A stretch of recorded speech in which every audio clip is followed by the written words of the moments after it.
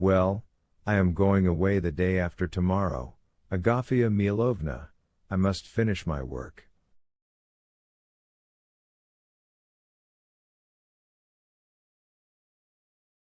There, your work, you say. As if you hadn't done enough for the peasants. Why, as 'tis, they're saying, your master will be getting some honor from the Tsar for it.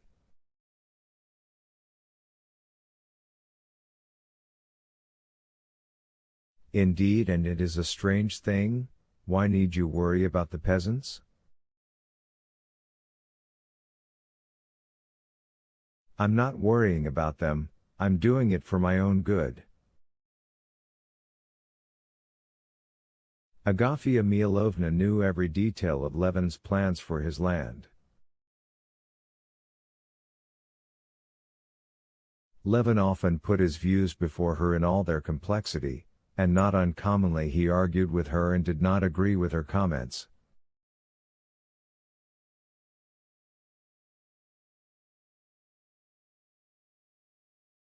But on this occasion she entirely misinterpreted what he had said. Of one soul's salvation we all know and must think before all else, she said with a sigh. Parfen Denisich now, for all he was no scholar, he died a death that God grant every one of us the like, she said, referring to a servant who had died recently. Took the sacrament and all.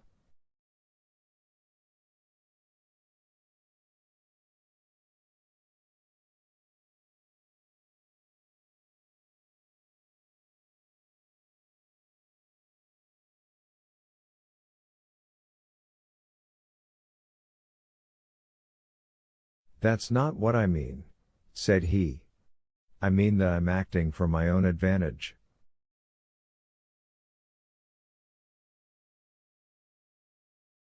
It's all the better for me if the peasants do their work better. Well, whatever you do, if he's a lazy good for naught, everything'll be at 6s and 7s.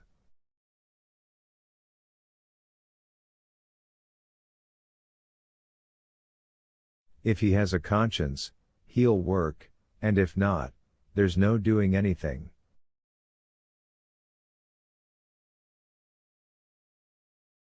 Oh, come, you say yourself Ivan has begun looking after the cattle better.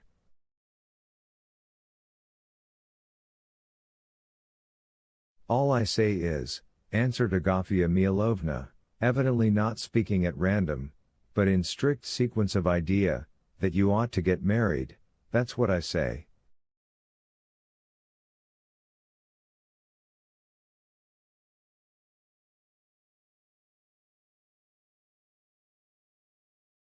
Agafia Milovna's allusion to the very subject he had only just been thinking about, hurt and stung him.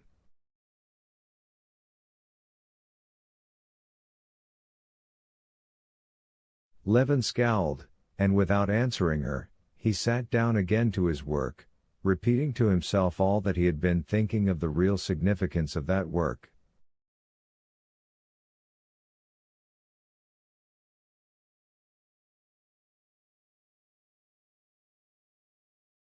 Only at intervals he listened in the stillness to the click of Agafia Milovna's needles, and recollecting what he did not want to remember, he frowned again.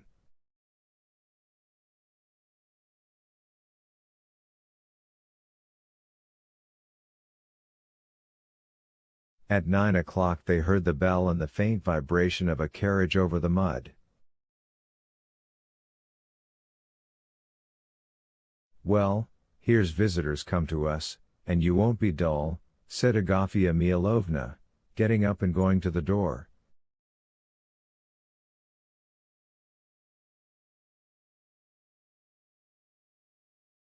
But Levin overtook her. His work was not going well now, and he was glad of a visitor, whoever it might be.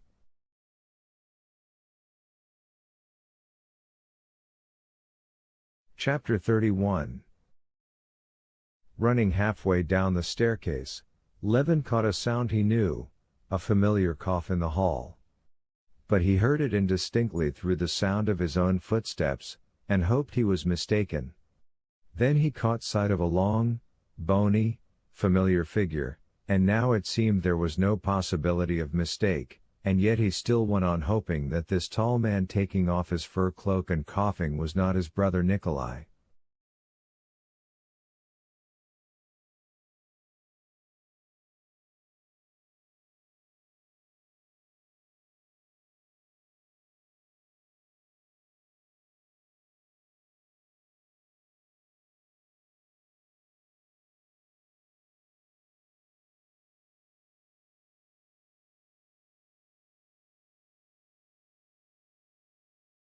Levin loved his brother, but being with him was always a torture. Just now, when Levin, under the influence of the thoughts that had come to him, and Agafia Mihalovna's hint, was in a troubled and uncertain humor, the meeting with his brother that he had to face seemed particularly difficult.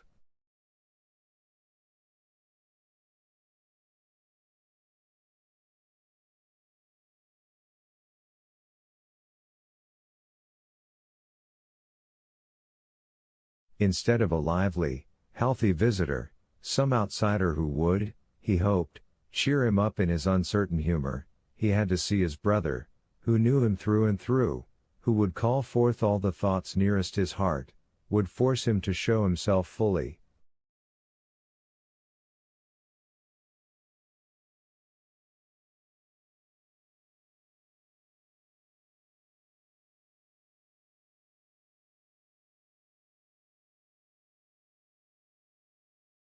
And that he was not disposed to do. Angry with himself for so base a feeling, Levin ran into the hall.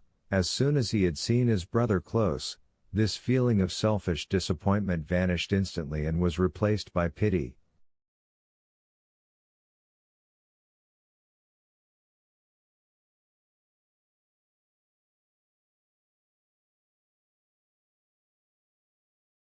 Terrible as his brother Nikolai had been before in his emaciation and sickliness, now he looked still more emaciated, still more wasted.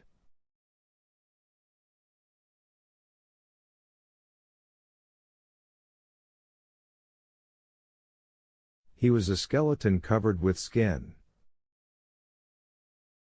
He stood in the hall, jerking his long thin neck, and pulling the scarf off it, and smiled a strange and pitiful smile.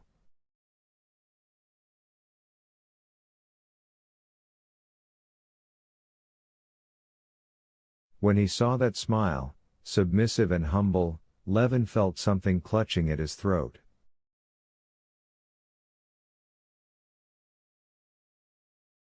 "You see, I've come to you," said Nikolai in a thick voice, never for 1 second taking his eyes off his brother's face. "I've been meaning to a long while, but I've been unwell all the time."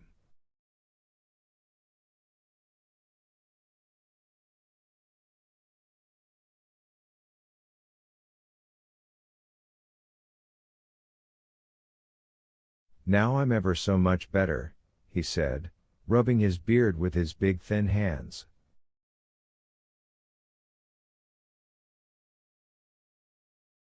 "Yes, yes," answered Levin. And he felt still more frightened when, kissing him, he felt with his lips the dryness of his brother's skin and saw close to him his big eyes, full of a strange light.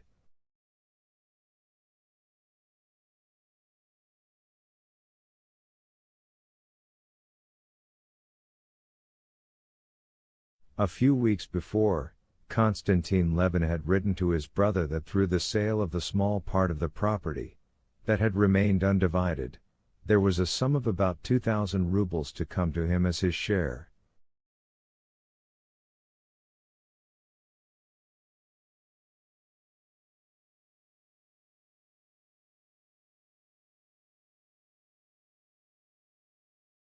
Nikolai said that he had come now to take this money and, what was more important, to stay a while in the old nest, to get in touch with the earth, so as to renew his strength like the heroes of old for the work that lay before him.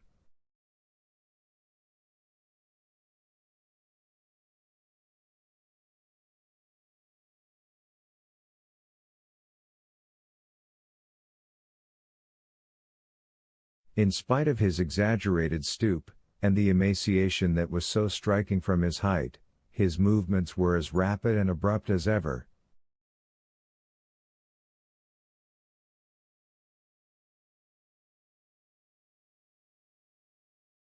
Levin led him into his study. His brother, dressed with particular care, a thing he never used to do, combed his scanty, lank hair, and, smiling, went upstairs.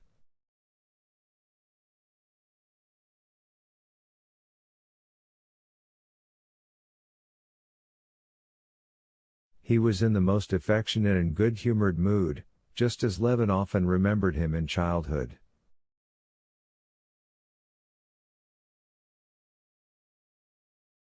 He even referred to Sergei Ivanovich without rancor.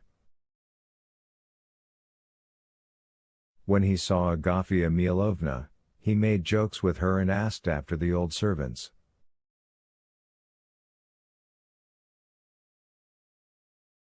The news of the death of Parfen Denisich made a painful impression on him. A look of fear crossed his face, but he regained his serenity immediately. Of course he was quite old, he said, and changed the subject. Well, I'll spend a month or two with you, and then I'm off to Moscow.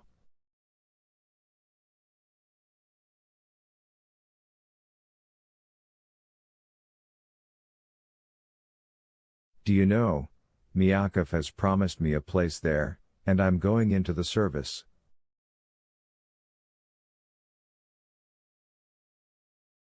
Now I'm going to arrange my life quite differently, he went on.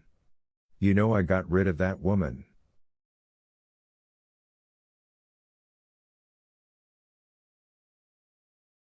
Marya Nikolaevna?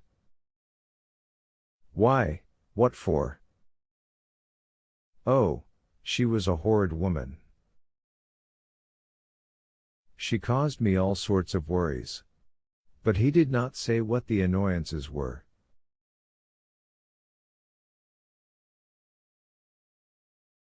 He could not say that he had cast off Marya Nikolaevna because the tea was weak, and, above all, because she would look after him, as though he were an invalid. Besides, I want to turn over a new leaf completely now.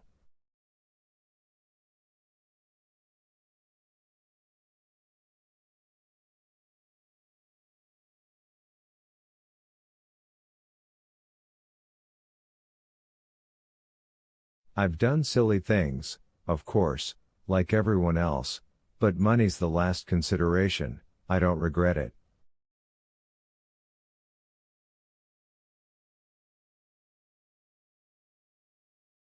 So long as there's health, and my health, thank God, is quite restored.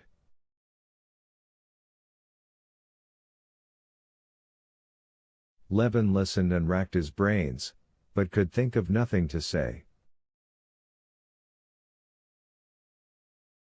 Nikolai probably felt the same. He began questioning his brother about his affairs, and Levin was glad to talk about himself, because then he could speak without hypocrisy.